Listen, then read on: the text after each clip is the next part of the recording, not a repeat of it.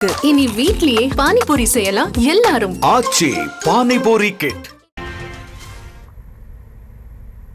சந்தித்து அந்த மனுவை தந்திருக்கிறார்கள். எனவே அதையெல்லாம் பரிசீலித்து பார்த்து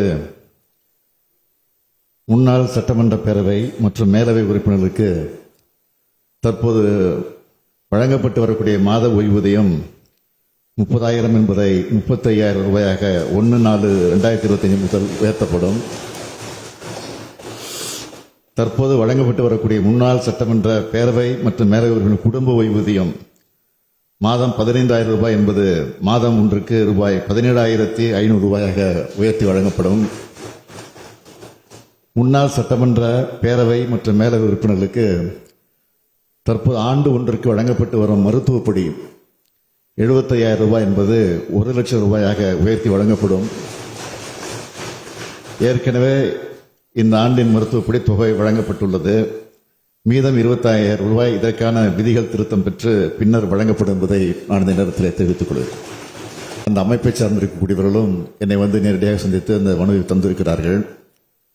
எனவே அதையெல்லாம் பரிசீலித்து பார்த்து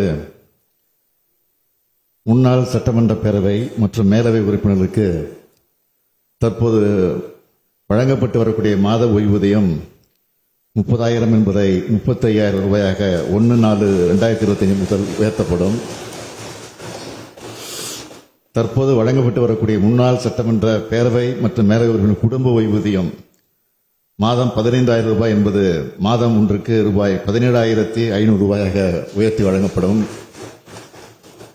முன்னாள் சட்டமன்ற பேரவை மற்றும் மேலவை உறுப்பினர்களுக்கு தற்போது ஆண்டு ஒன்றுக்கு வழங்கப்பட்டு வரும் மருத்துவப்படி 75,000 ரூபாய் என்பது 1 லட்சம் ரூபாயாக உயர்த்தி வழங்கப்படும். ஏற்கனவே இந்த ஆண்டின் மருத்துவப்படி தொகை வழங்கப்பட்டுள்ளது. மீதம் 25,000 ரூபாய் இதற்கான விதிகள் திருத்தம் பெற்று பின்னர் வழங்கப்படும் என்பதை நான் இந்த நேரத்தில் தெரிவித்துக் கொள்கிறேன்.